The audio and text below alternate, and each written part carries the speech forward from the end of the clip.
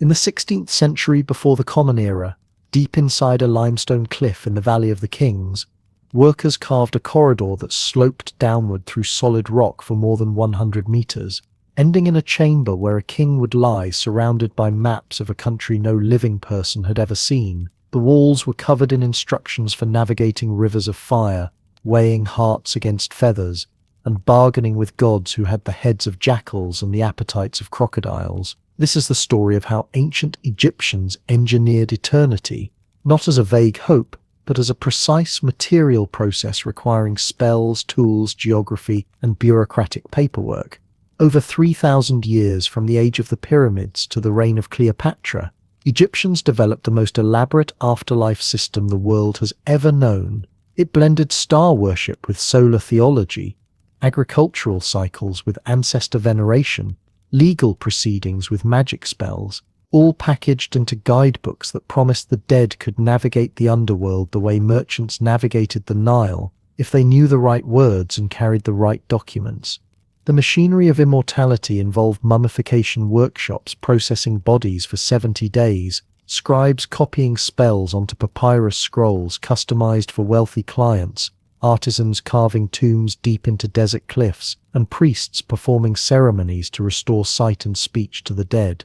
It was an industry, a theology, and a national obsession rolled into one. The evidence survives in extraordinary detail. The pyramid texts, carved inside royal tombs around 2300 before the Common Era, contain some of the oldest religious writings ever discovered, not philosophical meditations but practical instructions for the king's ascension to the stars. By 2000 before the Common Era, these spells had migrated from pyramid walls to wooden coffins, part of what scholars call the democratization of the afterlife. As more Egyptians gained access to the knowledge previously reserved for royalty, by 1500 before the Common Era, during the New Kingdom, this knowledge had been compiled into what modern translators call the Book of the Dead, though Egyptians knew it by a more revealing title, the Book of Coming Forth by Day.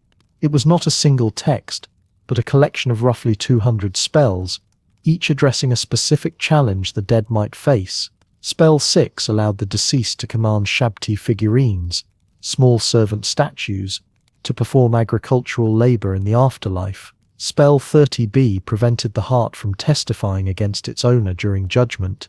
Spell 125 provided the script for the weighing of the heart ceremony, including a list of 42 sins the deceased had to deny before 42 divine judges, a moral inventory that ranged from murder and theft to adulterating beer and tampering with grain measures. The physical infrastructure supporting these beliefs was staggering. The Valley of the Kings, used as a royal necropolis from roughly 1500 to 1000 before the Common Era, contains over 60 tombs carved into limestone cliffs on the west bank of the Nile near Thebes.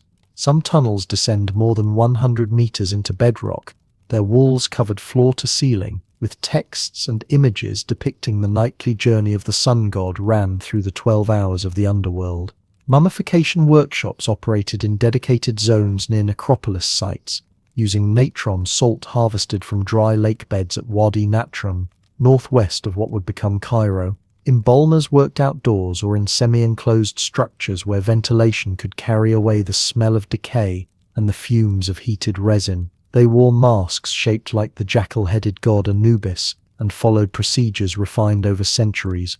Remove the brain through the nose, extract the internal organs through an incision in the left flank, pack the body cavity with natron, wait 40 days for desiccation, then wrap the dried flesh in hundreds of meters of linen impregnated with oils and resin. The quality of treatment varied by price. Royal mummies received elaborate attention, their fingernails bound in place with gold thimbles and their faces covered with cartonnage masks, painted to restore the features. Commoners got abbreviated versions, sometimes little more than a quick drying and a layer of wrapping. The cosmology underpinning all this effort was neither simple nor consistent. Egyptians believed the human being contained multiple spiritual components: the Ka, a life force that required food and drink even after death; the Ba, often depicted as a human-headed bird, representing personality and mobility; the Ak, the transfigured spirit that could dwell among the gods; and the Shadow, which required its own sustenance and protection, Preserving the physical body mattered because these spiritual elements needed a home, an anchor in the material world. Without a body, the dead risked a second final death, not punishment in a hell, but annihilation, complete erasure from existence. This made tomb robbery more than theft. It was existential violence, destroying the infrastructure of someone's immortality. Yet the afterlife the Egyptians imagined was not a cloudy abstraction. The Duat, their underworld, had geography. It featured rivers that had to be crossed, gates guarded by beings with names like Bone Breaker and Eater of Blood, caverns filled with fire, and fields thick with grain. The dead were expected to plough, sow, and harvest in the field of reeds, an idealized version of the Nile Delta, where crops grew tall and the inundation arrived on schedule. This was paradise conceived by agricultural civilization, not freedom from labor, but labor without hardship, work without scarcity, an eternal growing season under a sun that never failed. For those who could afford it, Shabti figurines handled the work, activated by spells that compelled them to answer when the deceased was called to dig canals or move earth. Wealthy tombs contained hundreds of these figures, organized into crews of 10 with overseer Shabtis to manage them, a celestial workforce as hierarchical as any earthly estate. The tension between hope and anxiety runs through every funerary text. The spells promise transformation and triumph, but they also betray constant fear that the heart might be too heavy, that a gate guardian might reject the wrong password, that a demon might devour the unprotected soul, that memory might fade and the name be forgotten. Even the gods were not entirely trustworthy. Osiris, Lord of the Dead, was himself a murder victim, killed by his brother Set, dismembered and scattered across Egypt before his wife Isis reassembled his body and restored him to life through magic. His story provided both template and warning. Resurrection was possible, but it required intervention, ritual precision, and the right spells spoken at the right moments. What remains most striking is how seriously Egyptians took the mechanics of eternity. They did not leave immortality to faith alone. They wrote it down, illustrated it, practiced it, sold it, and refined it across millennia. Scribes made livings copying funerary texts. Embalmers trained apprentices in the chemistry of preservation. Tomb architects calculated angles and orientations to align chambers with solstices and star paths. Priests performed the opening of the mouth ceremony, touching the mummy's face with ritual tools to restore the ability to eat, breathe, and speak. Even the poorest Egyptians who could not afford elaborate tombs or papyrus scrolls still buried their dead with amulets, food offerings, and whatever abbreviated prayers they could manage, clinging to the belief that death was a transition, not an ending. The machinery of immortality was expensive and labor-intensive, but the alternative, oblivion, was unthinkable. The story begins, as so many Egyptian stories do, with the moment of transformation when breath stops, when the car departs, when a living body becomes something else entirely. A person died when breathing ceased, and the heart grew still. That much was observable, but to an Egyptian observer in, say, the year 1300 before the Common Era, that physical silence represented only the beginning of a far more complicated event. The body remained, cooling and stiffening on its bed, but something vital had departed. The Egyptians called this departing force the Ka, and they understood it not as a ghost or phantom, but as a kind of life energy that had animated the body since birth. Without the Ka, the corpse was an empty vessel. With the Ka still tethered somehow to the physical remains, the dead person could continue to exist, to eat, to drink, to receive offerings, and participate in the world of the living, provided certain conditions were met. This was not a single soul in the later Christian or Islamic sense. Egyptians conceived of personhood as a bundle of distinct spiritual components, each with its own function and fate. The Ka was the double, the life force sustained by food and drink. The Ba was closer to what might be called personality or individual character, often depicted in tomb art as a bird with a human head, capable of movement between the tomb and the outside world. The Ak was the transfigured spirit, the version of the deceased that had successfully navigated the dangers of death and achieved a kind of effective immortality among the stars or in the company of the gods. And then there was the shadow, a more elusive element, sometimes shown in paintings as a black silhouette, thought to possess its own independent existence. A person was not one thing but an assembly, and death disassembled that assembly. The work of the living was to put it back together, or at least to keep its components functional and connected. The K required sustenance. This was not metaphor. Tomb chapels throughout Egypt contained offering tables carved from limestone or alabaster, their surfaces covered in shallow depressions meant to hold bread, beer, meat, and other provisions. Alongside these tables stood K statues, life-sized or smaller figures representing the deceased, usually carved from wood or stone and placed in a sealed chamber called a serdab. The statue served as a backup body, a physical anchor for the K in case the mummified corpse was damaged or destroyed. Priests or family members would speak the name of the dead person aloud while presenting offerings at the chapel entrance, and the K residing in the statue or hovering near the tomb would consume the spiritual essence of the food.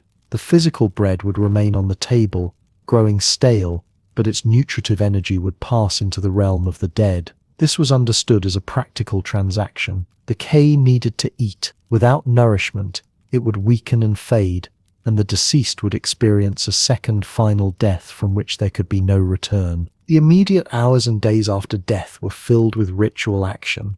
Someone, usually a family member, closed the eyes and mouth of the deceased. The body was washed with water from the Nile, then with water mixed with natron, the naturally occurring salt that would later be used in the full mummification process. These first washings were performed in the home, or in a temporary shelter, not yet in the specialized workshops where embalming would take place. The act of washing had both practical and symbolic dimensions. It cleansed the body of impurities, but it also recalled the myth of Osiris, whose body had been washed and purified by the gods after his murder. Mourning began immediately. Women, often hired professionals, wailed and tore their clothing, threw dust on their heads, and beat their breasts. Men joined in more quietly, their grief expressed through stillness and the cessation of normal activities. The household entered a state of ritual pollution. Daily work paused. The living withdrew temporarily from public life to focus entirely on the transition of the dead. The name of the deceased became suddenly critical. To die with one's name remembered was to continue existing. To have one's name forgotten, or worse, deliberately erased, was to be annihilated not just in this world but in the next. This is why Egyptian tombs are covered in inscriptions repeating the name of the occupant over and over, often accompanied by titles, genealogies, and lengthy autobiographical statements. The repetition was protective magic. Every carved hieroglyph reinforced the identity of the deceased and made it harder for time, vandalism, or malicious magic to erase them. Tomb robbers understood this. In some cases, they chiseled out the names on coffins and walls, believing that by destroying the name they could neutralize any curses or spiritual defenses protecting the burial. The fear of namelessness was so profound that some funerary spells include passages specifically designed to preserve the memory of the deceased, ensuring that their identity would survive even if their tomb was destroyed. The body itself, however, remained the most important anchor. The Egyptians believed that the Bay and the K needed to recognize and reunite with the physical form, and that reunion could only happen if the body retained its shape and features. Decomposition was the enemy. A rotted, unrecognizable corpse could not serve as a home for the returning Bay, and without that reunion, the other components of the self would drift apart and dissolve into nothingness. This belief drove the entire industry of mummification. Early burials in the predynastic period before 3000 before the Common Era had relied on natural desiccation. Bodies buried in shallow pits in the desert sand dried out quickly in the heat, their skin and tissues preserved by accident. But as burial practices grew more elaborate and tombs moved underground into stone chambers, bodies were cut off from the drying effects of the sand. They decayed. The solution was to recreate the conditions of the desert artificially, using chemistry, skill, and time. The logic was simple. Even if the execution was not preserve the body, preserve the person. Let the body rot, and you condemn the deceased to oblivion. This was not a question of religious faith overriding practical observation. Egyptians had seen what happened to unprotected bodies. They had opened old tombs and found nothing but bones and dust. They knew that the default outcome of death was erasure. Mummification was the technology they developed to fight that outcome, and they pursued it with the same seriousness they applied to building temples, managing irrigation, or recording tax revenues. The stakes were absolute. Failure meant non-existence. Success meant the possibility, however difficult and uncertain, of living forever. But preservation of the body was not a simple matter of wrapping linen and hoping for the best. It required a specialized industry working in dedicated facilities far from the living, using techniques refined over centuries. Preservation of the dead did not happen in grand temples or beneath the floors of family homes. It happened in workshops set apart from the living, usually on the desert edge near the necropolis, where the smell of decay and natron and heated resin would not drift into neighborhoods or marketplaces. These facilities were practical operations, part mortuary and part factory, staffed by men who had learned the chemistry of desiccation and the prayers that accompanied each stage of the work. The process they carried out was expensive, time-consuming, and absolutely necessary. Without it, the body would rot, and with it the soul's anchor to the world. The timeline for mummification was fixed at 70 days, a period that carried both practical and symbolic weight. The first 40 days were devoted to drying the body using natron, a naturally occurring mixture of sodium carbonate, sodium bicarbonate, sodium chloride, and sodium sulfate. This mineral was harvested from the seasonal lakes of Wadi Natron, a low-lying desert basin northwest of modern Cairo, where evaporation left behind thick white crusts of salt. Natron worked not by pickling the flesh in liquid, but by drawing moisture out of it, creating an environment too dry for the bacteria that caused decomposition. The embalmers packed the body cavities with loose natron and heaped more of it around the exterior, sometimes covering the corpse entirely in dry salt. Over the course of weeks, the natron absorbed bodily fluids, leaving behind desiccated tissue that was dark, leathery, and stable. The remaining 30 days were spent washing, anointing, wrapping, and performing the rituals that would restore the body's function in the afterlife. Before the natron could do its work, the internal organs had to be removed. The brain was extracted through the nostrils using a long bronze hook, a procedure that required both skill and force. The hook was inserted, rotated to break up the brain tissue, and then withdrawn along with fragments of grey matter. What remained was rinsed out with water, or simply left to drain. The brain was discarded, considered unimportant. The thoracic and abdominal organs, however, were treated with great care. An incision was made along the left side of the abdomen, and through this opening the embalmers removed the stomach, intestines, liver, and lungs. Each organ was washed, dried with natron separately, and eventually placed in one of 4 canopic jars. These jars, made of limestone or clay, were stoppered with lids carved or moulded to represent the 4 sons of Horus. Imseti, a human-headed deity who protected the liver. Hapi, a baboon-headed god who guarded the lungs. Duamutuf, a jackal-headed figure who watched over the stomach. And Kubasa Nutuf, a falcon-headed god who kept the intestines. The heart, believed to be the seat of thought and memory, was left inside the body. It would be needed at the weighing. The embalmers themselves occupied an ambiguous social position.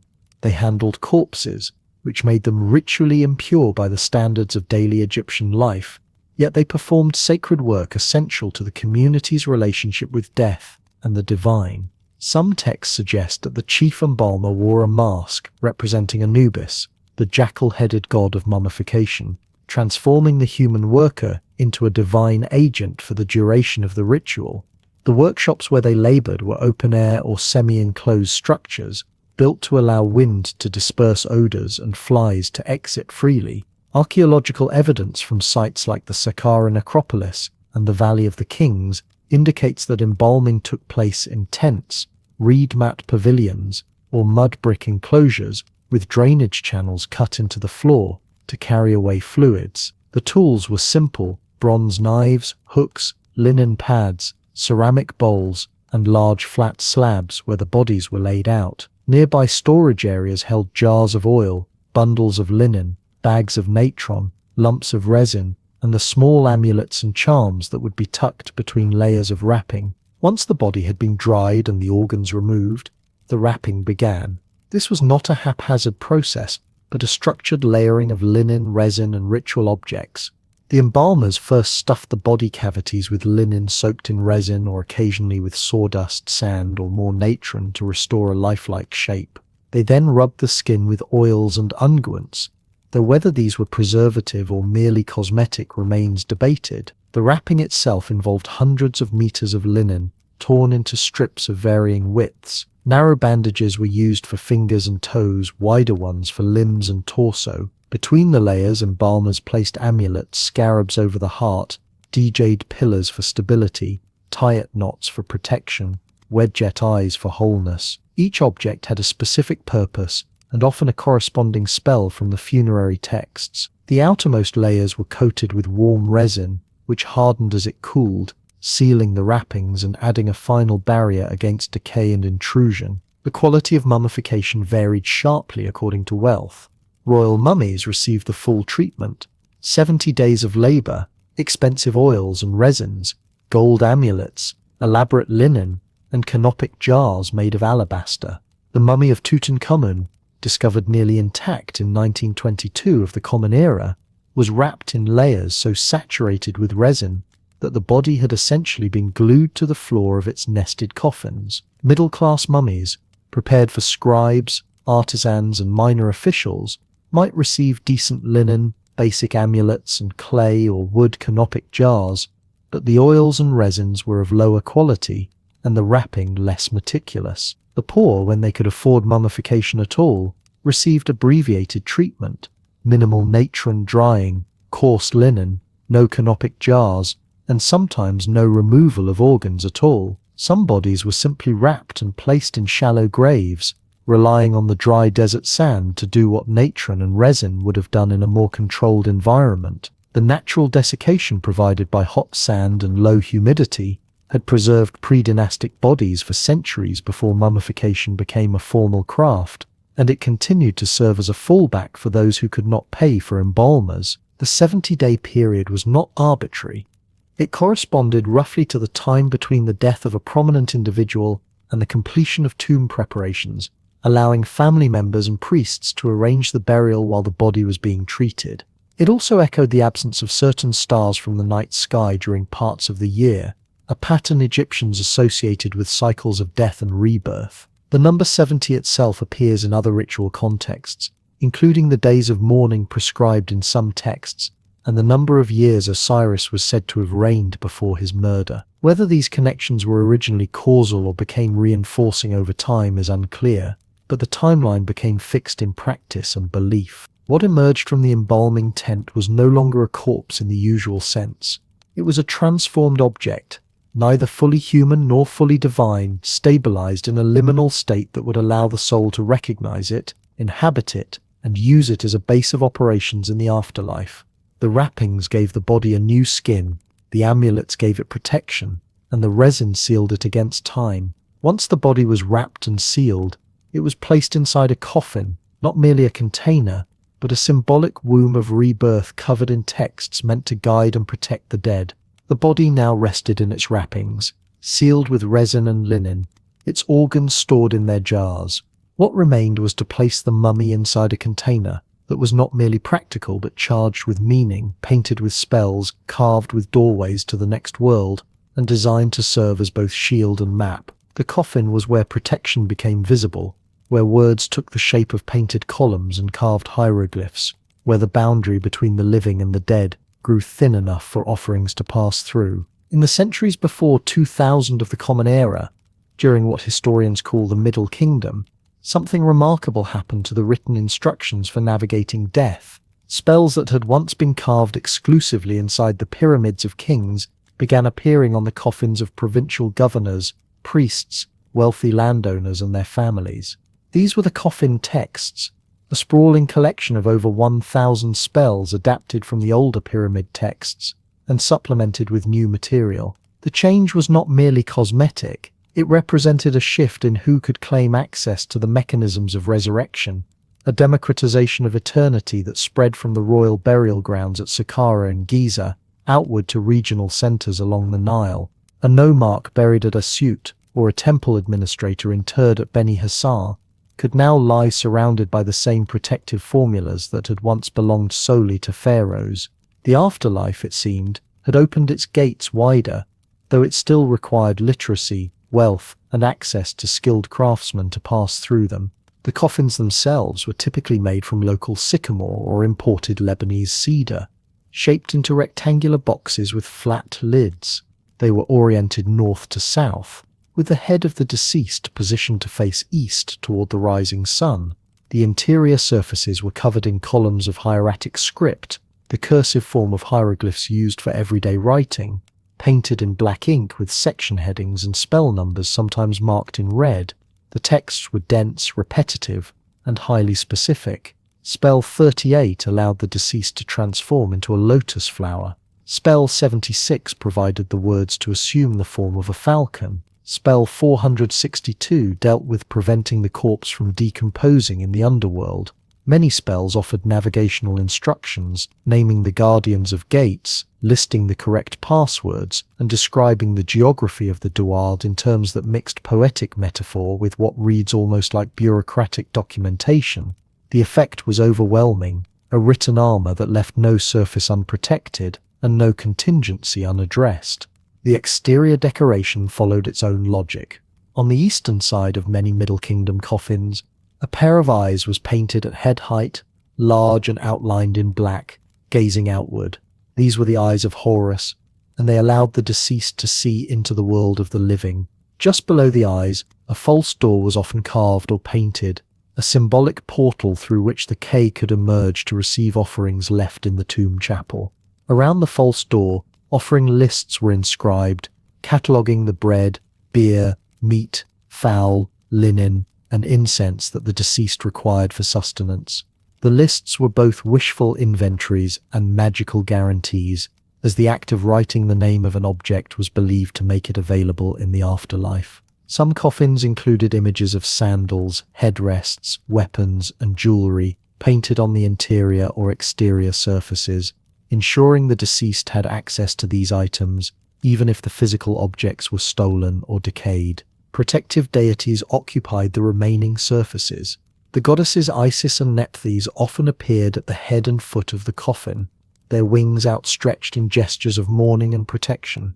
The four sons of Horus, guardians of the canopic jars, were depicted along the sides. Anubis, in his jackal form, reclined atop the lid, or appeared in scenes of embalming and purification. The sky goddess Nut might be painted on the interior of the lid, her body arched over the mummy so that the deceased rested symbolically within her womb, ready to be reborn at dawn. The iconography was layered, each image reinforcing the others, creating a visual environment saturated with divine presence and structured by the logic of sympathetic magic. By the New Kingdom, roughly 1500 of the Common Era onward, coffin construction had grown more elaborate. Coffins became anthropoid, shaped to follow the contours of the human body, and were often nested inside one another in sets of 2 or 3.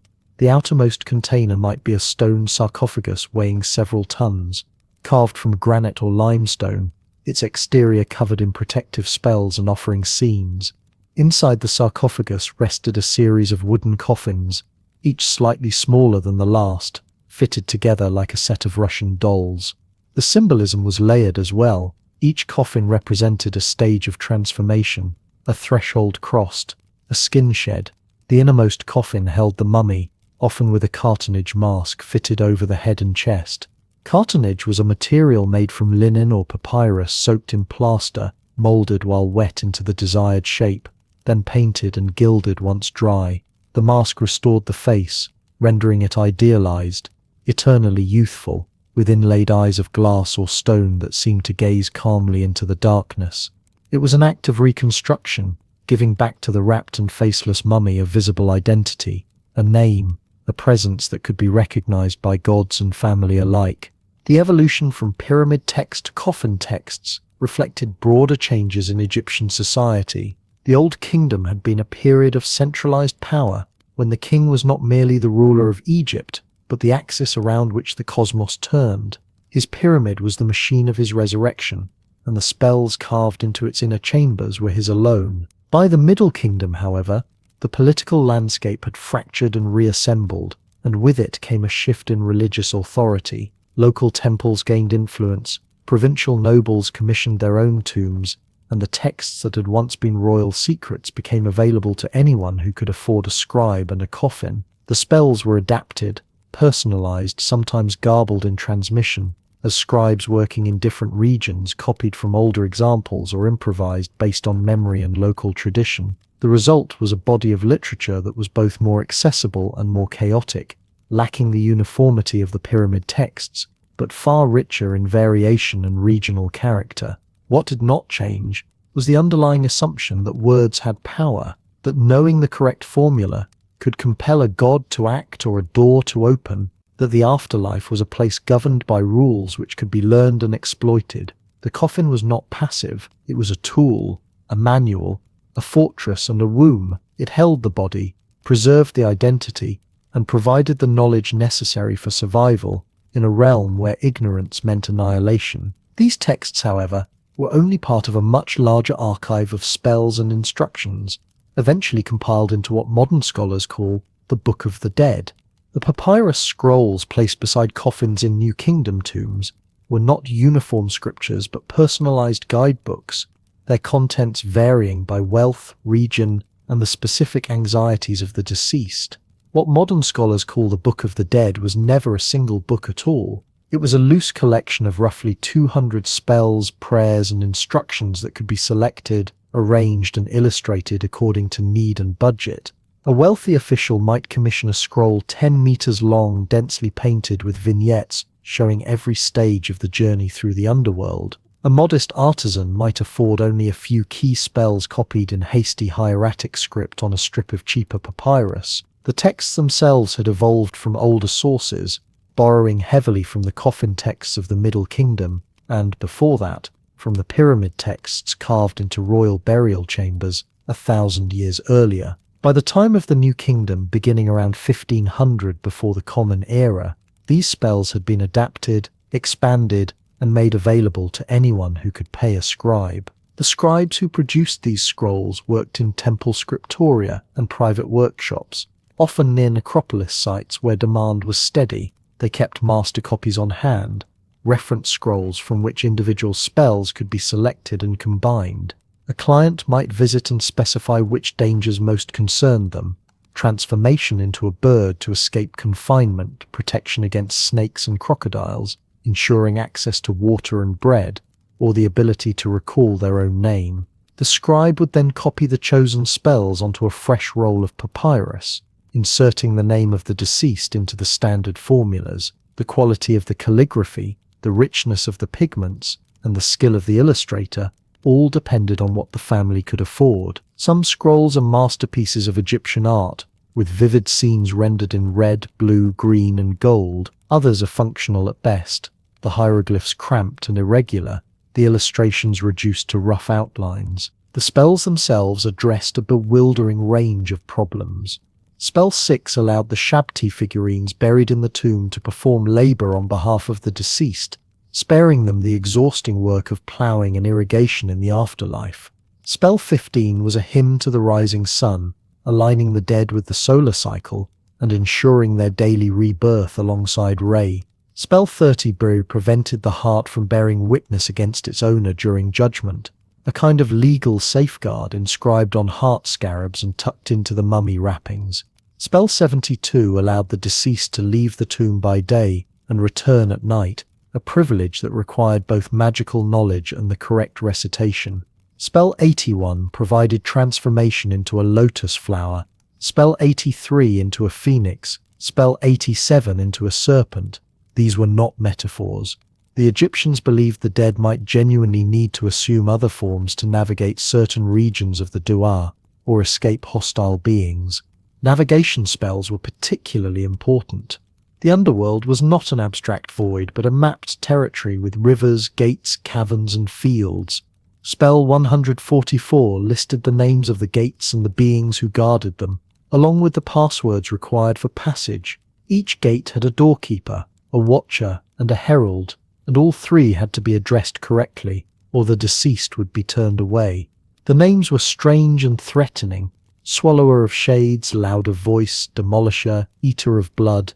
Simply knowing these names conferred power. The spell provided not just the name but the correct formula of greeting, a combination of flattery and assertion that acknowledged the guardian's authority while insisting on the deceased's right to pass. It was bureaucratic magic, a ritual negotiation conducted in the language of doors and permissions. But the most famous and most elaborate spell was spell 125, which described the weighing of the heart and the declarations of innocence that preceded it.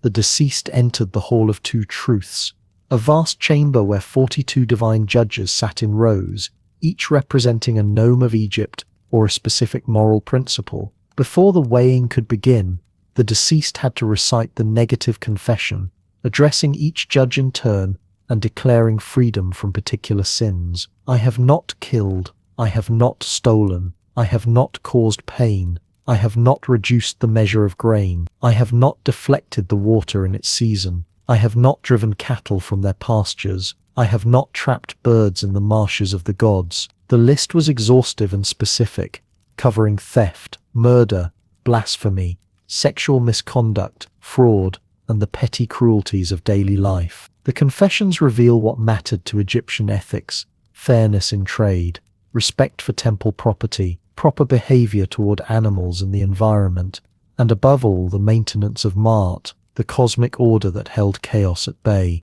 After the confession, Anubis, the jackal-headed god of embalming, led the deceased to the scales. The heart was placed on one side, the feather of Ma'at on the other.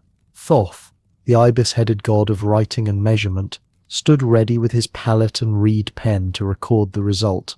Nearby crouched Ammit, the devourer, a composite creature with the head of a crocodile, the forequarters of a lion, and the hindquarters of a hippopotamus. If the heart was heavy with wrongdoing, it would tip the scales, and Ammit would consume it. This was not punishment in the sense of eternal torment. It was annihilation, the absolute end of existence. The person would cease to be, their name erased, their car dispersed. If the heart balanced with the feather, the deceased was declared justified, Masa Kuru, true of voice, and permitted to enter the presence of Osiris and proceed to the field of reeds. The spell included both the words to be spoken and a detailed vignette showing the scene.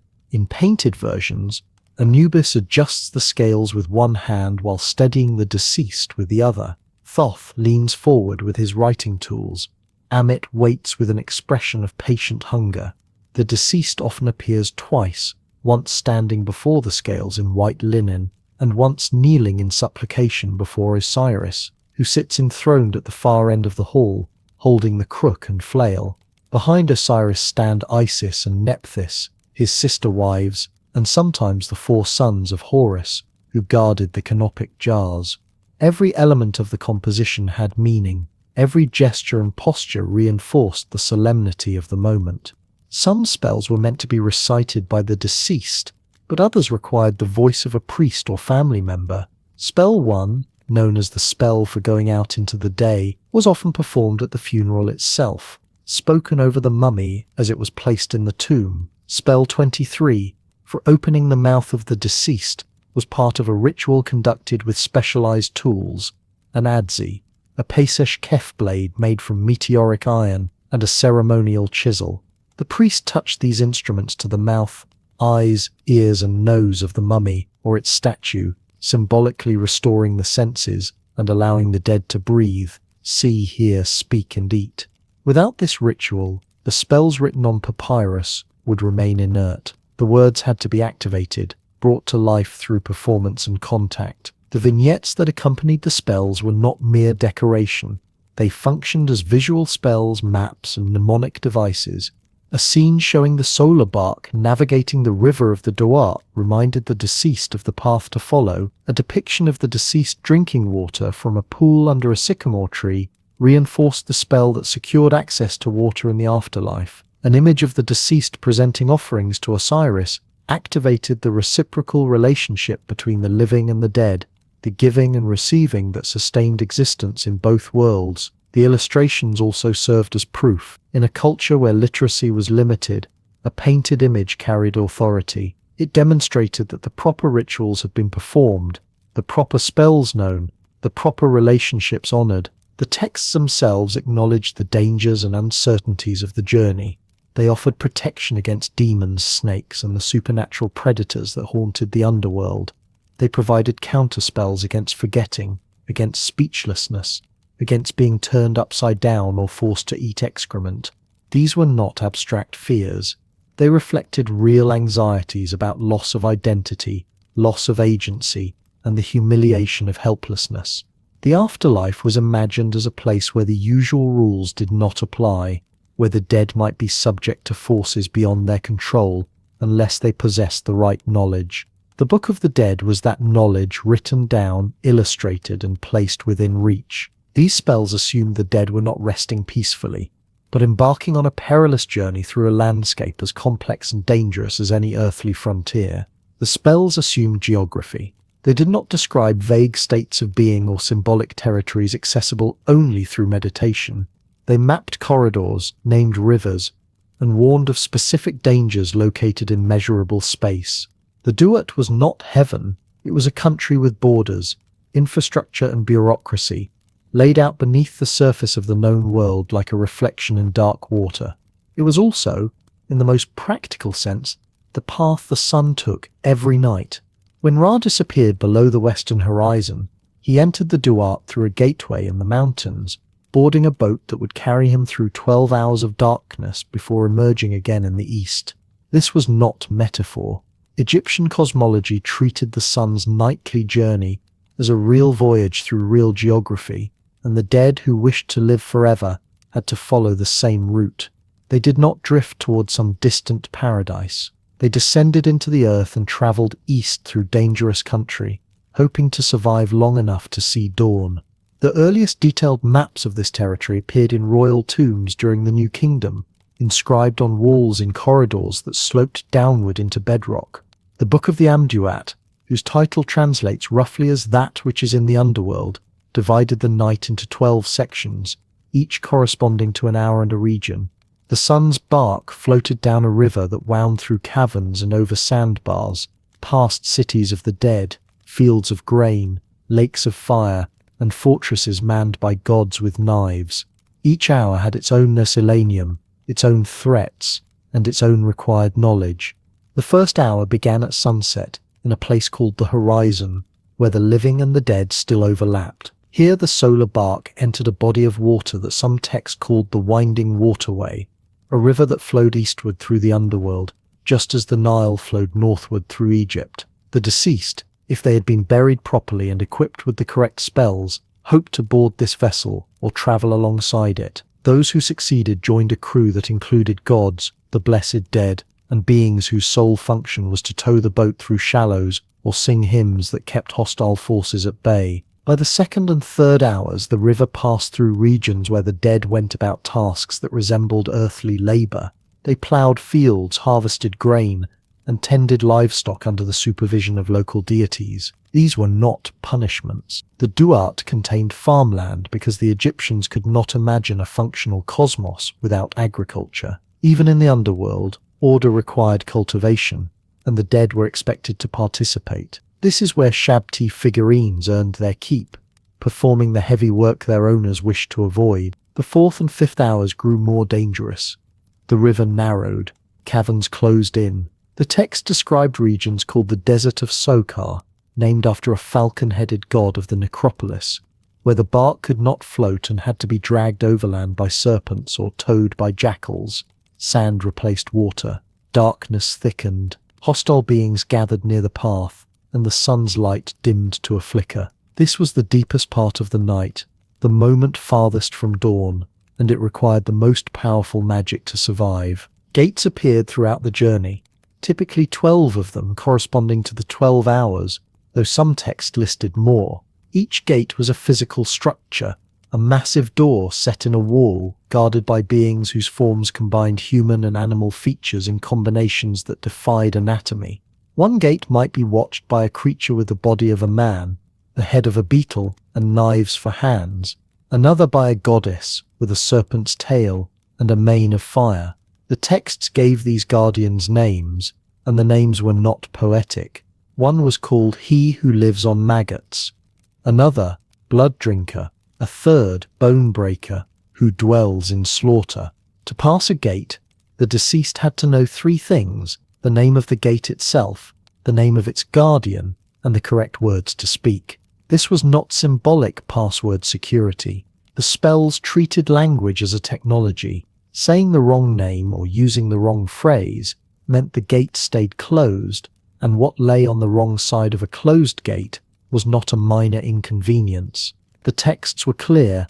Failure meant being cut apart, burned, or eaten. Knowledge was survival. Some regions had no gates but still required navigation. The lake of fire appeared in multiple funerary texts as a body of water that burned instead of cooling, fed by channels that flowed with flame instead of silt. The righteous dead could sail across it without harm. The wicked burned. Other texts mentioned a place called the Cavern of Slaughter, where enemies of the sun were dismembered nightly, and the place of annihilation, where those who failed the weighing of the heart ceased to exist entirely. These were not temporary hells. Egyptian theology did not include rehabilitation or parole. Destruction was permanent. Osiris ruled the Duat from a throne room called the Hall of Two Truths, where judgment took place. He was not a distant king. He was present, seated, waiting. His skin was green or black in tomb paintings, the colors of fertile soil and regeneration. He wore the Atef crown, a tall white headdress flanked by ostrich feathers. He held a crook and flail, symbols borrowed from kingship and farming, and he presided over the weighing ceremony with the stillness of someone who had already died and returned. Osiris was both judge and precedent. He had been murdered by his brother Seth, dismembered, scattered across Egypt, reassembled by his wife Isis, and resurrected through magic. His story was the template every deceased Egyptian hoped to follow: death, preservation, judgment, and rebirth. But Osiris did not travel. He stayed in the Hall of Two Truths while Rays moved. The solar theology that dominated the New Kingdom emphasized motion, circulation, and the endless repetition of the sun's journey. The righteous dead did not rest in Osiris's hall. They joined Ray's bark and traveled with him every night, participating in the defense of the boat against Apophis, the great serpent who tried to swallow the sun and end time itself. This was not leisure, it was work. The dead stood on the deck with harpoons and nets, fighting chaos so that dawn could happen. In exchange, they lived forever, not as static souls but as active participants in the machinery that kept the universe running. Some texts describe the deceased taking shifts. They rode, they sang, they kept watch. They did this every night, forever, and in the morning they rested in the field of reeds, a place described as looking exactly like the Nile Delta during flood season, green and abundant, where barley grew 7 cubits tall, and the work was easy. But even paradise required labor. The difference was that in the field of reeds, the harvest never failed, the water never ran dry, and no one grew old or sick. It was Egypt perfected, not Egypt transcended. The geography of the Duat was not fixed. Different texts described different layouts, different rivers, different gates. Some tombs showed the underworld as a series of nested caverns, others depicted it as a long corridor. Still others presented it as a vertical shaft with levels stacked like floors in a building. The inconsistency did not trouble the Egyptians. They were mapping a place no one could visit and return from, using language and images to describe something that existed outside normal space. What mattered was not cartographic precision, but narrative coherence. The deceased needed to know what to expect, what to say, and where to go. The spells provided that knowledge, and the knowledge provided survival. But before reaching the field of reeds, The deceased faced a trial that was part legal proceeding, part moral inventory, and part high-stakes magic trick. The Hall of Two Truths was not a metaphor. It existed, at least in the minds of those who painted it on tomb walls and papyrus scrolls, as a real chamber in the underworld with pillars, a floor, and gods standing in appointed positions like court officials waiting for the next case. The dead arrived here after navigating rivers of fire and reciting passwords to demons with names like Blood Drinker and Bone Crusher. They had been tested, interrogated, and permitted to pass through gates that only opened to those who knew the proper phrases. But all of that had been preparation. What happened in the Hall of Two Truths determined whether the journey continued or ended in absolute annihilation. At the center of the hall stood a balance, the kind used in Egyptian markets to weigh grain and copper, except that one side held a feather and the other would hold a human heart. The feather belonged to Maat, goddess of truth, cosmic order, and the fundamental rightness of things. She was depicted as a woman with an ostrich plume rising from her head, or sometimes as the feather alone, because she was less a personality than a principle. Maat represented the idea that the universe operated according to rules, that chaos could be held at bay through correct action, honest speech, and respect for hierarchy. Pharaohs claimed to uphold Maat, judges invoked her name, and in the afterlife she became the standard against which every heart was measured. The heart was not merely an organ. Egyptians understood it as the seat of thought, memory, intention, and moral character. The brain, removed and discarded during mummification, was considered unimportant, but the heart remained inside the wrapped body, because without it, the dead had no identity, no record of their deeds, no capacity for awareness in the next world. The heart remembered every lie told, every theft committed, every act of cruelty or kindness. It was both witness and evidence, and in the Hall of Two Truths it would speak. Anubis presided over the weighing. He appeared in tomb paintings as a figure with the black head of a jackal, standing beside the scales with one hand adjusting the balance beam. Anubis had guided the dead through the early stages of their journey, met them at the tomb entrance, and led them through the underworld's maze of corridors and caverns. Now he performed the role of weigher, the god who ensured the scales were level and the measurement accurate. He was not cruel, but he was precise. There would be no favoritism, no second chances, no appeals. Thoth stood nearby with a palette and reed pen, ready to record the result. He had the head of an ibis, long curved beak, angled downward in the posture of a scribe at work. Thoth invented writing, mathematics, and the calendar. He measured time, kept the gods' accounts, and now served as the clerk of the underworld's tribunal. His presence signaled that this was a legal proceeding as much as a religious rite, governed by rules and requiring documentation. If the heart balanced against the feather, Thoth would record the deceased as justified, a term that carried the weight of vindication in both moral and legal senses. If the heart was heavier than the feather, he would record that too. Crouched beside the scales was Ammit, the devourer. She had the head of a crocodile, the forequarters of a lion, and the hindquarters of a hippopotamus. Three of the most dangerous animals in Egypt, combined into a single nightmare creature. Ammit did not serve as an executioner, in the sense of carrying out a sentence pronounced by a judge. She simply waited, mouth open, for hearts that failed the test. Those hearts would be thrown to her, and she would consume them entirely. The result was not torment, not eternal punishment in fire or darkness, but something the Egyptians considered worse, complete obliteration. The person would cease to exist in any realm. No name, no memory, no presence in the land of the living or the dead. Annihilation was final in a way that even death was not. Before the weighing began, the deceased had to speak. The negative confession, preserved in numerous copies of the Book of the Dead, required the dead to stand before 42 divine judges and declare innocence of 42 specific offenses. The list was comprehensive and oddly concrete. I have not killed. I have not stolen. I have not caused pain. I have not reduced the food offerings in the temples.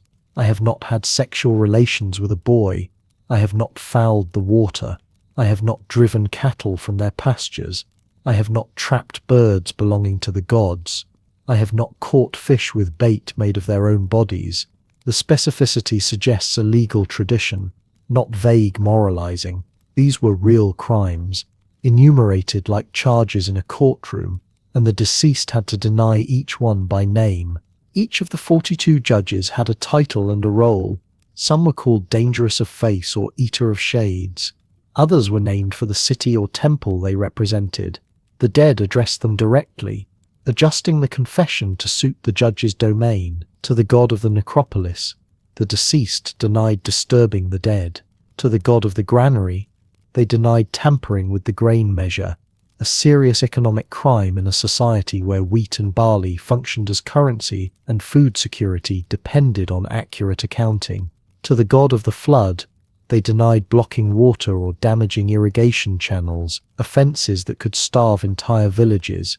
The negative confession was a portrait of the social anxieties and ethical priorities of a farming civilization that depended on cooperation, honesty in trade, and respect for the systems that kept the Nile Valley alive. But there was a problem. Hearts were heavy with memory, and not every life was blameless. People lied, stole, committed violence, and broke the rules. They knew it, their neighbors knew it, and their hearts knew it. So Egyptian religion developed a solution: the heart scarab. These were large amulets carved from green or black stone, shaped like the sacred dung beetle, and inscribed with a spell from the Book of the Dead, usually chapter 30b. The spell was addressed to the heart itself. It asked, or commanded, the heart not to testify against its owner. Do not stand as a witness against me. Do not oppose me in the tribunal. Do not rebel against me before the guardians of the scales. The scarab was placed on the chest of the mummy, directly over the heart, and wrapped into the linen bindings. It was a magical gag order, an attempt to silence the organ that knew too much. The paradox was obvious even to the Egyptians. If Mart represented truth and the weighing measured honesty, then using a spell to suppress evidence was itself a kind of lie. But the purpose of the machinery was not philosophical consistency. It was survival. The Egyptians wanted to reach the afterlife, and they built every tool they could imagine to get there: architectural, chemical, textual, and magical. The heart scarab was simply another piece of equipment, like the amulet sewn into the wrappings or the food placed in the tomb. It was insurance. Some tomb paintings show the moment of balance. The scales are level. The heart and the feather rest at the same height. Anubis steps back, satisfied. Thoth writes the verdict. The deceased, often shown wearing white linen and holding a staff, raises both hands in relief or gratitude. Behind the scales, Ammit lowers her head, disappointed perhaps, or simply patient. There will be other hearts. In the background, Osiris sits on a throne, presiding over the hall. He wears the white crown of Upper Egypt and holds the crook and flail, symbols of kingship and agricultural authority. Osiris had died and been resurrected, and now he ruled the land of the dead, a king in a kingdom built from the Nile's reflection. Those who passed the weighing were declared Ma Karu, a phrase meaning true of voice or justified. It was not a certificate of moral perfection, but a legal finding. The heart had been examined, the testimony heard, and the person judged acceptable. They were permitted to continue into the next phase of existence, a place where the dead worked and rested, celebrated and labored, much as they had in life, but with abundance guaranteed and disaster averted. Those who passed the weighing entered a realm that looked remarkably like the best version of Egypt itself, a place where the harvest was always abundant and the work was always light. Those who passed through the trial of the weighing arrived at a destination that would have looked startlingly familiar. The Egyptian paradise was not a clouded abstraction or a realm of pure spirit. It was a place with geography, weather, and work. The righteous dead found themselves standing in fields that stretched toward a golden horizon, divided by canals filled with clear water under skies that never turned grey. This was Aru, the field of reeds, and it looked precisely like the best version of the Nile Delta anyone had ever seen. The name itself carried agricultural weight. Reeds grew thick along the banks of waterways throughout Egypt. marking places where the soil stayed damp and fertile even during the dry season. To call paradise a field of reeds was to anchor it firmly in the ecological reality of the river valley. Tomb paintings from the New Kingdom show Aru as a patchwork of rectangular plots separated by irrigation channels, each plot yielding crops that stood taller than a man. The deceased, dressed in white linen, stand among the stalks holding sickles or guiding wooden plows pulled by cattle. In some images, the grain reaches heights of 4 or 5 cubits, a physical impossibility that served as visual shorthand for abundance without limit. The water in the canals never ran low, the soil never cracked or turned to dust, the harvest never failed. This was paradise conceived by people whose survival depended entirely on the annual flood of the Nile and the backbreaking labor required to exploit it. The vision of eternal life did not eliminate work. It perfected it. In Aru, plowing was effortless, sowing always successful, and reaping always joyful. The sun did not scorch, pests did not swarm, the grain stored itself without rot or theft, but the basic activities remained. The deceased still bent to the plow, still gathered sheaves, still threshed and winnowed. The afterlife was not a release from the rhythms of agriculture. It was those rhythms freed from frustration, exhaustion, and fear of scarcity. The expectation that the dead would labor in paradise created a practical problem. Eternity was long. Fieldwork was tedious. At some point during the Middle Kingdom, someone developed a solution that was both magical and profoundly pragmatic. Shabti figurines, small statues made of wood, stone, or faience, began appearing in tombs by the hundreds. These figures, usually no taller than a handspan, were carved or molded in human form and inscribed with a spell from the Book of the Dead. The spell, number 6 in most collections, was a contract and an incantation. It stated that when the deceased was called upon to perform labor in the field of reeds, the Shabti would answer in his place. The text typically ran along the front of the figurine or across its base.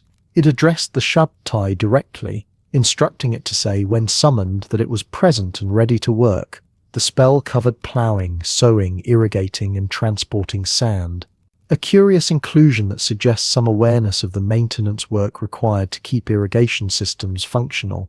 Elite tombs of the New Kingdom often contained 365 Shabtai figures, one for each day of the year, plus 36 overseer figures holding whips to manage the workers. The logic was agricultural and managerial. If paradise required labor, then paradise required laborers, and the wealthiest dead brought their own workforce. Frozen in faience and activated by spoken formulas, the Shabti figures reveal something uncomfortable about Egyptian concepts of the afterlife. Paradise was stratified. The same social hierarchies that structured life along the Nile carried forward into eternity.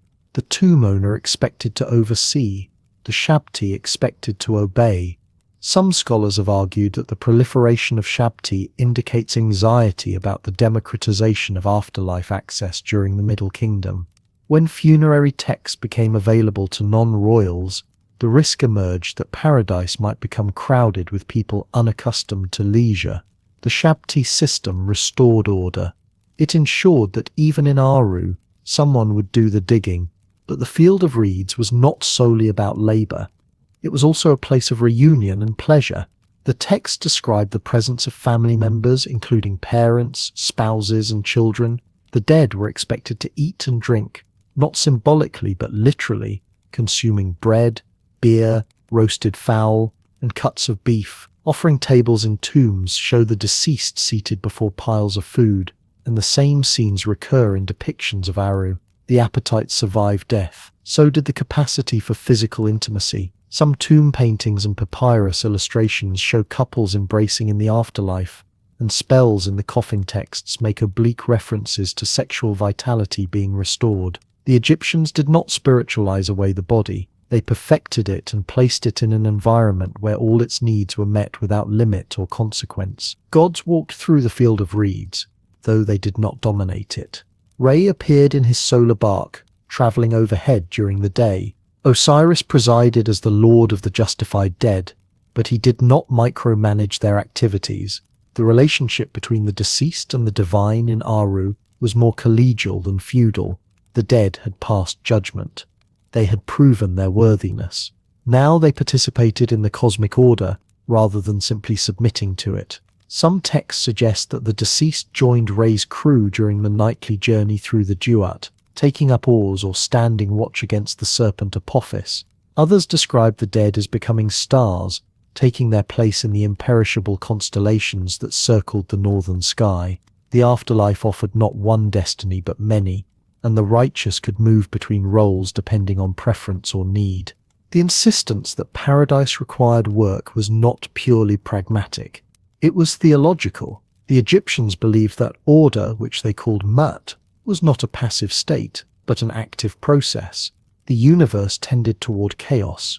Mat had to be continuously enacted through right action, ritual precision, and productive labor. Idleness was dangerous. It opened space for disorder. Even in paradise, where the conditions were perfect and the harvest guaranteed, the act of working the fields reinforced the structure of reality. Plowing was not punishment. It was participation in the maintenance of cosmic balance. The dead who labored in Aru were not slaves to necessity.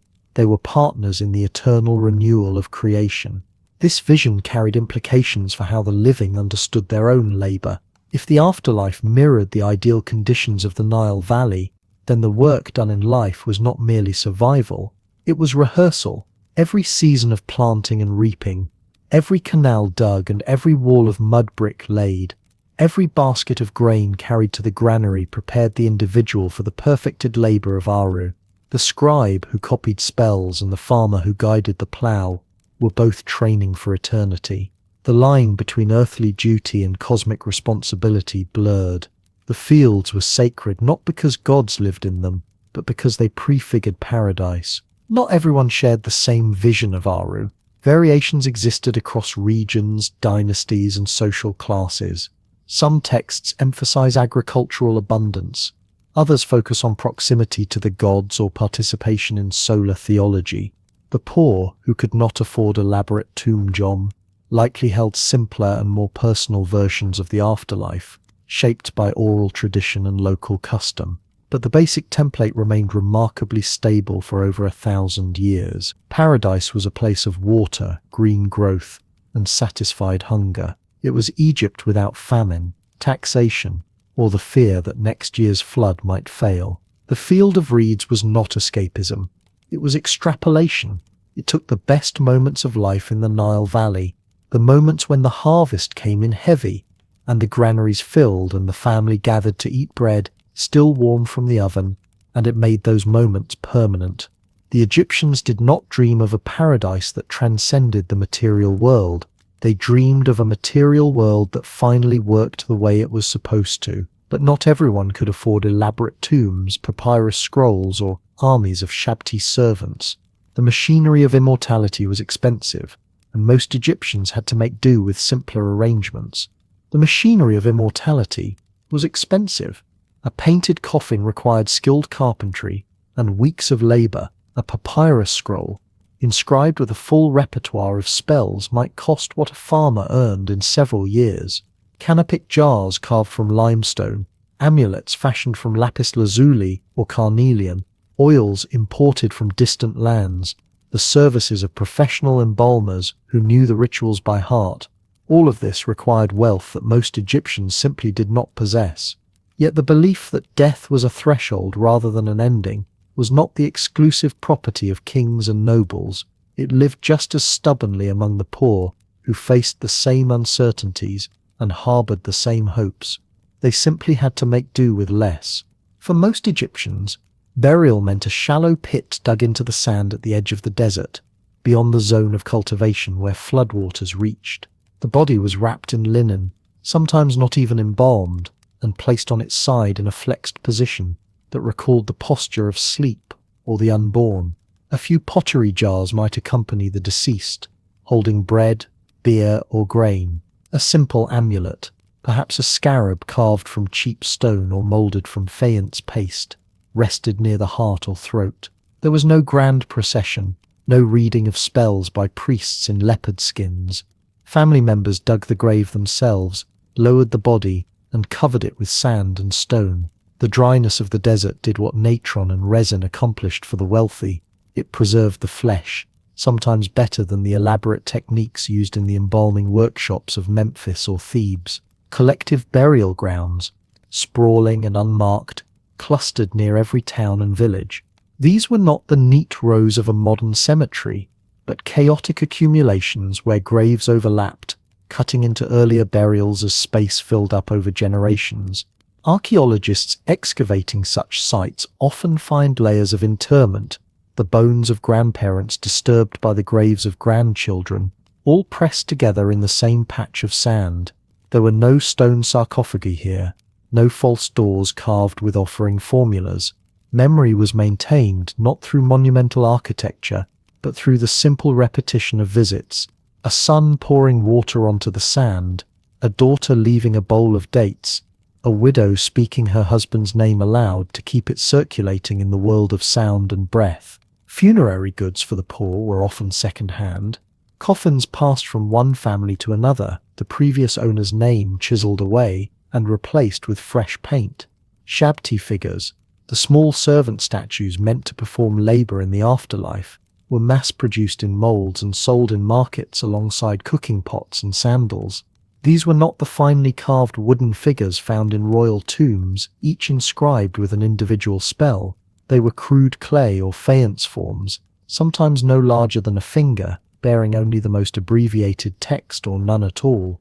The principle was the same: magic servants to spare the dead from toil, but the execution was hurried, cheap, and multiplied by the thousand. A family of modest means might place 3 or 4 shabti in a grave. A wealthy noble might be buried with 400. Even the spells underwent a kind of democratization by necessity. The full Book of the Dead, stretching across meters of papyrus and adorned with colorful vignettes, was far beyond the reach of artisans, farmers, or fishermen. But abbreviated versions circulated. A single spell, copied onto a scrap of linen or a potsherd, might be tucked into the wrappings. Spell 6, which activated the shabti, was popular because it was short and practical. Spell 125, the negative confession required for the weighing of the heart, sometimes appeared in truncated form, listing only a dozen sins instead of 42. The logic was straightforward: some protection was better than none, and the gods, it was hoped, would understand the constraints under which the living operated. Amulets filled the gap between aspiration and affordability. A heart scarab, ideally carved from green stone and inscribed with a spell to prevent the heart from testifying against its owner, could be replaced with a cheaper version molded from glazed ceramic. The Eye of Horus, symbol of protection and wholeness, was stamped onto pendants by the hundreds and sold for a few grains of copper.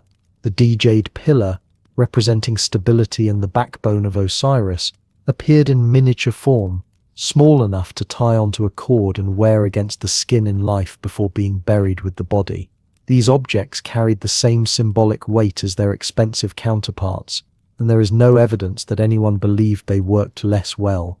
Magic, after all, resided in the form and the word, not in the cost of materials.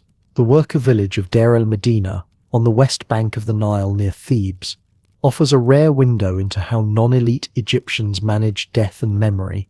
This was a settlement of skilled laborers, stonecutters, painters, plasterers, scribes, who spent their lives carving and decorating the royal tombs in the Valley of the Kings. They were not poor by the standards of farmers or fishermen, but neither were they nobles. Their own tombs, clustered on the hillside above the village, were modest affairs, small rock-cut chambers, sometimes no larger than a closet, with a single room and a burial shaft. The walls were painted, but hastily, often by the tomb owner himself or a neighbor returning a favor. The themes were familiar, offering scenes, depictions of the afterlife, protective deities, but rendered in simpler compositions and less refined techniques than the royal monuments these same workers produced for their employers. What Deir el-Medina reveals is the persistence of belief across social strata. Even with limited resources, these families invested what they could in the rituals and tools of immortality.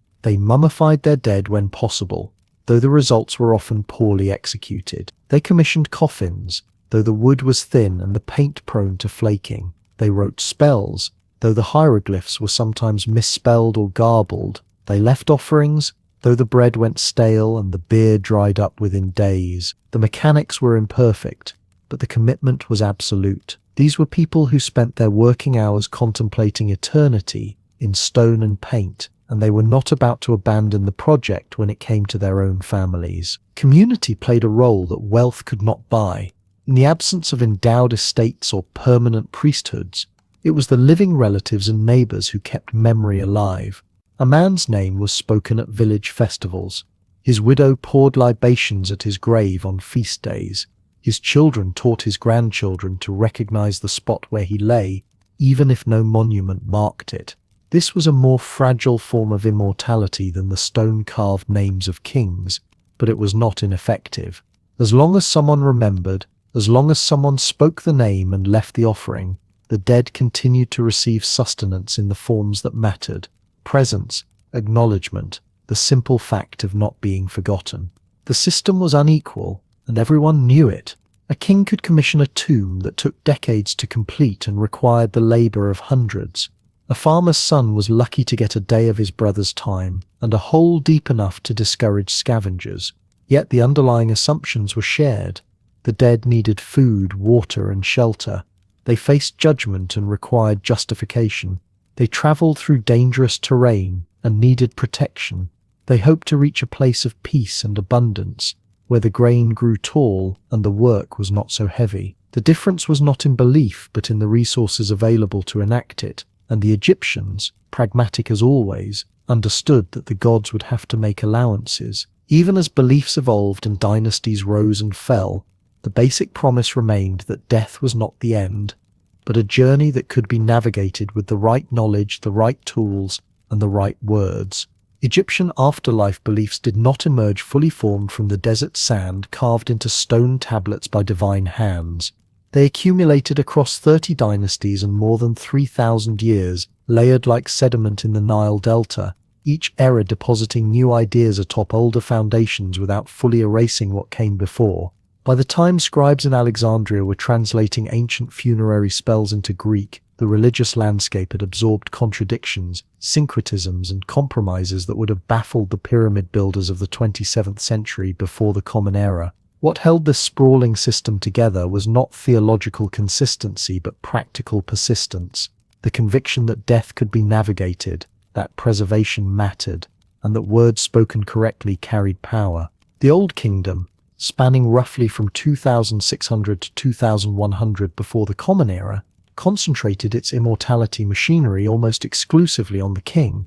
Pyramids rose at Saqqara, Giza, and Darsha, not as monuments to ego but as engines of resurrection, their geometries aligned to celestial mechanics. The pyramid texts, inscribed inside 5th and 6th dynasty pyramids, described the deceased king's ascension to the sky, where he joined the imperishable stars or merged with the sun god Ra during his daily journey. The king was not judged, he was transformed. His death triggered cosmic renewal, his resurrection essential to maintaining order in both heaven and earth. Commoners in this schema had no maps, no spells, no guaranteed afterlife. They might hope to serve the king in death as they had in life, or they might simply cease. The machinery of eternity ran on royal fuel. This exclusivity could not hold. By the time the Old Kingdom collapsed into the chaos of the First Intermediate Period, around 2100 before the Common Era, provincial governors and wealthy officials were already inscribing their own coffins with modified versions of royal spells. The Middle Kingdom, beginning around 2050 before the Common Era, formalized what had been happening informally for decades.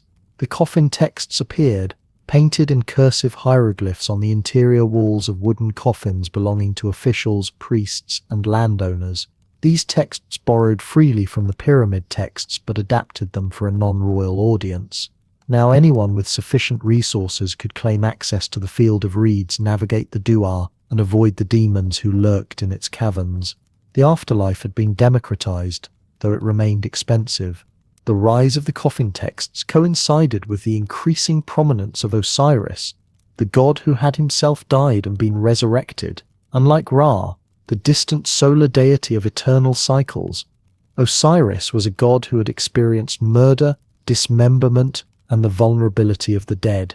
His myth offered a narrative structure that ordinary people could project themselves into. If Osiris could be reassembled and reborn, perhaps so could a provincial mayor or a temple scribe. The Middle Kingdom saw Osiris shift from a relatively minor agricultural deity to the central figure of the afterlife, the judge before whom all souls would stand. His cult center at Abydos became a pilgrimage site, and wealthy Egyptians paid for cenotaphs there, symbolic tombs that allowed them to participate in the sacred landscape even if their bodies rested elsewhere. Osiris did not replace Ra. Egyptian theology rarely worked through replacement. Instead, the two gods coexisted, their myths intertwined, each offering different pathways to the same destination. The New Kingdom, beginning around 1500 before the Common Era, swung the pendulum back towards solar theology, though it never abandoned Osiris. The great royal tombs carved into the Valley of the Kings were decorated with texts like the Duat and the Book of Gates, elaborate guides to the 12 hours of the night and the gates through which the sun god's bark passed. These were not spells for the dead to recite, but maps of the divine journey they hoped to join. The deceased pharaoh, and by extension the elite dead who could afford similar decorations, sought union with Ra, traveling through the Duat each night and emerging reborn each dawn. The symbolism was cyclical, eternal, and deeply tied to the observable movements of the sun. The weighing of the heart remained central, but it was now framed as one event within a longer cosmic journey, rather than the final determinant of fate. New Kingdom theology also refined the concept of the ache, the transfigured spirit that resulted from successful passage through death. The ache was neither the K nor the Bay, but a third state, a being of light and power that could move freely between the worlds of the living and the dead. Achieving a K status required correct ritual, correct knowledge, and correct moral standing. It was the ultimate goal, more desirable even than residence in the field of reeds. The text spoke of becoming an ache among the gods, joining the crew of the solar bark, and participating in the eternal defeat of Apophis, the serpent of chaos who threatened to devour the sun each night. The afterlife in this vision was not rest but active service in the maintenance of cosmic order. The late period, beginning around 700 before the Common Era, saw Egypt ruled by a succession of foreign dynasties, Nubians, Persians, and eventually Greeks. Each conqueror faced a choice: suppress Egyptian religion or adopt it as a source of legitimacy. Most chose adoption. The 25th dynasty, Nubian kings who ruled from Napata and later Meroe, became more pharaonic than the Egyptians themselves, commissioning pyramid tombs in Sudan and inscribing their coffins with pyramid texts that had not been used in Egypt for over 1,000 years. They reached back to the Old Kingdom, skipping over the intervening centuries, seeking the prestige of archaic forms. When Alexander the Great conquered Egypt in 332 before the Common Era, his successor Ptolemy I built his legitimacy on divine kingship, temple patronage, and elaborate funerary ritual. The Ptolemies mummified their dead, built tombs that blended Greek and Egyptian architectural elements, and consulted Egyptian priests on matters of afterlife preparation. This syncretism extended beyond royal practice. The god Serapis, invented or popularized during the early Ptolemaic period, fused aspects of Osiris, Apis, and Greek deities like Zeus and Hades into a single figure acceptable to both Egyptian and Greek worshippers. Funerary practices began incorporating Greek ideas about the soul, judgment, and the underworld, though the core Egyptian elements persisted. Mummification continued. Coffins still bore protective spells, and the weighing of the heart remained a common motif in tomb decoration. Greek settlers in Egypt adopted shabti figures, canopic jars, and funerary masks, translating the labels into Greek but preserving the ritual logic. The machinery of immortality proved adaptable, absorbing foreign users without collapsing under the weight of contradiction. What never changed across all these transformations was the belief that the body mattered. Mummification remained essential from the Old Kingdom through the Roman period, a span of more than 3 millennia. The techniques evolved, the quality varied by wealth and era, but the principle held preservation of the physical form was necessary for survival in the afterlife. Similarly, the practice of offering food, drink, and incense to the dead persisted across dynasties and theological shifts. Tombs from every period include offering tables, false doors, and inscriptions demanding bread, beer, and oxen for the sustenance of the K. The weighing of the heart, first appearing in the Middle Kingdom, became ubiquitous by the New Kingdom and remained a central image through the Ptolemaic period and beyond. The details shifted, the texts multiplied, the gods were reinterpreted, but the scaffolding endured. Foreign rulers who wished to be accepted as legitimate pharaohs had to participate in this system. When Augustus conquered Egypt in 30 before the Common Era, he was depicted in temple reliefs offering to Egyptian gods in traditional pharaonic regalia. Roman emperors continued the practice for centuries, never mind that they ruled from Rome, and likely gave little thought to Osiris or the Duat. The forms persisted because they carried political meaning in Egypt, where kingship and the afterlife had been intertwined since the first dynasties. To rule Egypt was to claim a place in the eternal order, and that required engaging with the machinery of immortality, even if the emperor's own beliefs lay elsewhere. The evolution of Egyptian afterlife beliefs was not a story of progress toward a more sophisticated theology. It was a process of accumulation, adaptation, and selective memory, in which each generation reinterpreted the past to serve present needs while maintaining enough continuity to claim legitimacy. The result was a religious system of staggering complexity, full of redundancies, contradictions, and overlapping cosmologies, yet functional enough to guide millions of Egyptians through death across 3,000 years. The spells changed, the gods shifted in prominence, and foreign ideas were absorbed, but the conviction remained that death was a problem with a solution, and that solution required knowledge, ritual, and the right materials arranged in the right way. By the time Cleopatra ruled Egypt, these beliefs had endured for 3,000 years, outlasting kingdoms, languages, and conquerors. Yet they would not survive the arrival of new gods who promised salvation without spells, tombs, or maps. By the time Cleopatra ruled Egypt, the machinery of immortality had been operating for 3,000 years. Pyramids stood silent in the desert, their internal corridors long since emptied by thieves. The Valley of the Kings lay quiet under the cliffs, its tombs sealed and forgotten, or stripped bare. In the cities along the Nile, priests still performed the opening of the mouth, still wrapped bodies in linen, still recited spells whose meanings had grown obscure even to those who spoke them. But the world was changing. Rome controlled the grain, Greek was the language of administration, and new gods were arriving, who promised salvation without the need for nature and canopic jars, or maps of the underworld. Christianity reached Egypt early, carried along the same trade routes that had brought wine from Crete and ivory from Nubia. By the 2nd century of the Common Era, Christian communities were established in Alexandria and spreading south along the Nile. The new faith offered resurrection of the body, but it rejected nearly everything Egyptians had built to achieve it. There would be no mummification, no spells, no weighing of hearts against feathers, no boat journey through the Duat, no fields to plough in paradise. The dead would sleep in the earth until the final trumpet, at which point God would raise them whole and incorruptible without any human intervention required. It was a simpler system in some ways, but it dismantled the entire infrastructure of Egyptian death. The rejection was not merely theological but practical. Mummification workshops, which had operated for millennia near necropolis sites, began to close. The embalmers who had worn Anubis masks and known the prayers for every organ found their services no longer requested. Christian bishops condemned the practice as pagan superstition, a grotesque attempt to preserve what God alone could restore. Why spend 70 days drying a corpse in natron when the body would be transfigured in an instant at the resurrection?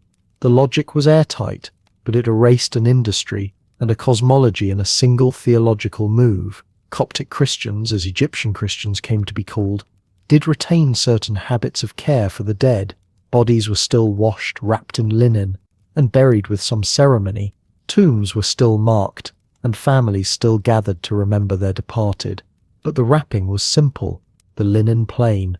No amulets were tucked between the layers, no heart scarabs placed on the chest, no papyrus scrolls inscribed with spells for navigating gates or transforming into birds.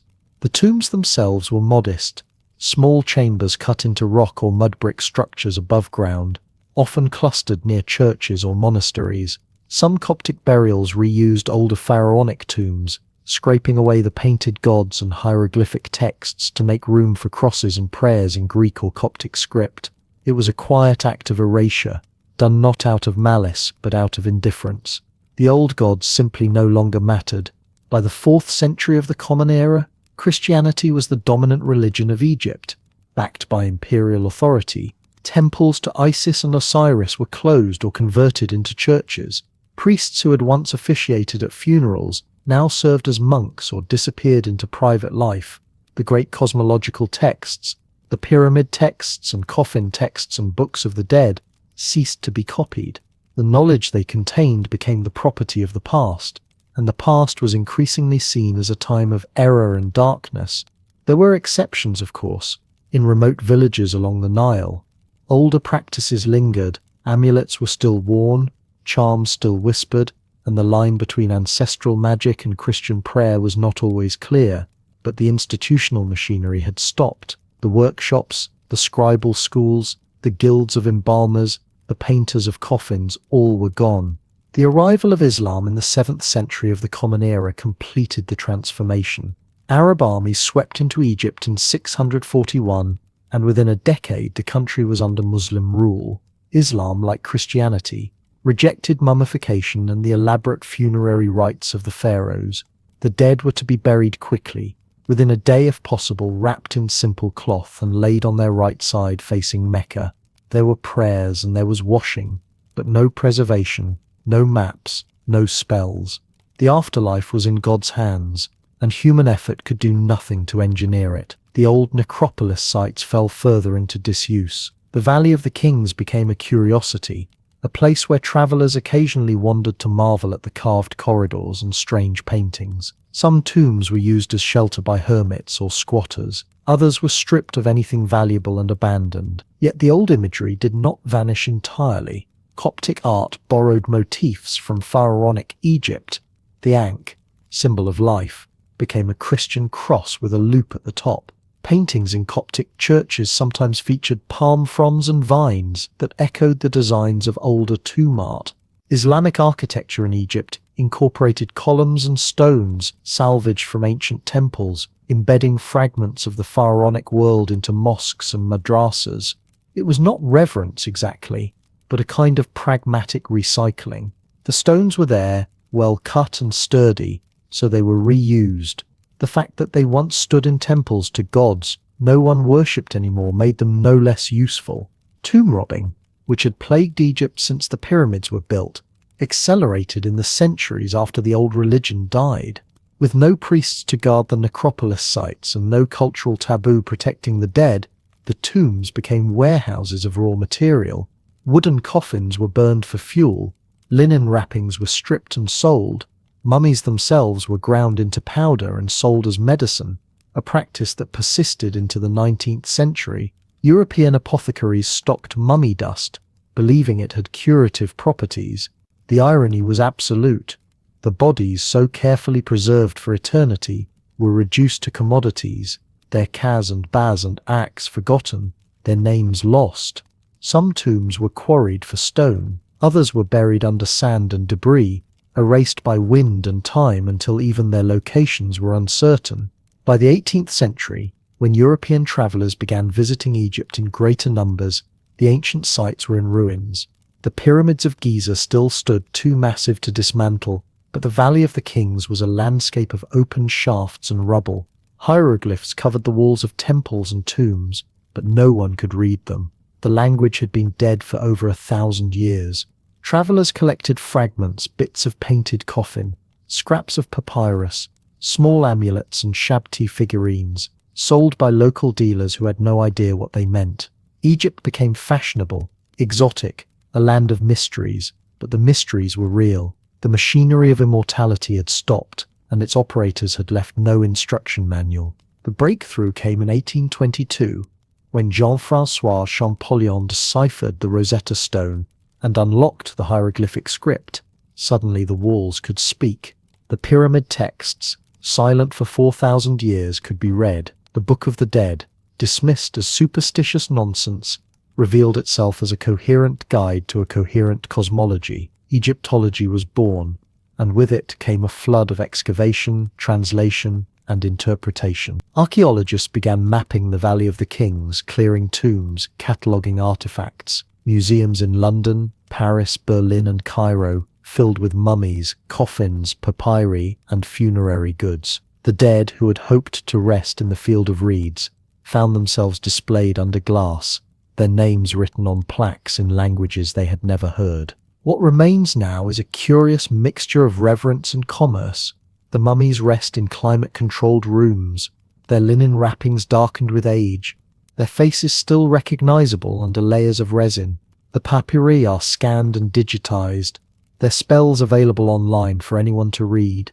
The tombs themselves are tourist sites, their walls lit by electric lamps, their corridors crowded with visitors who snap photographs and move on. It is not the eternity the Egyptians imagined, but it is a kind of immortality. Their names are known, their beliefs are studied, their art is admired.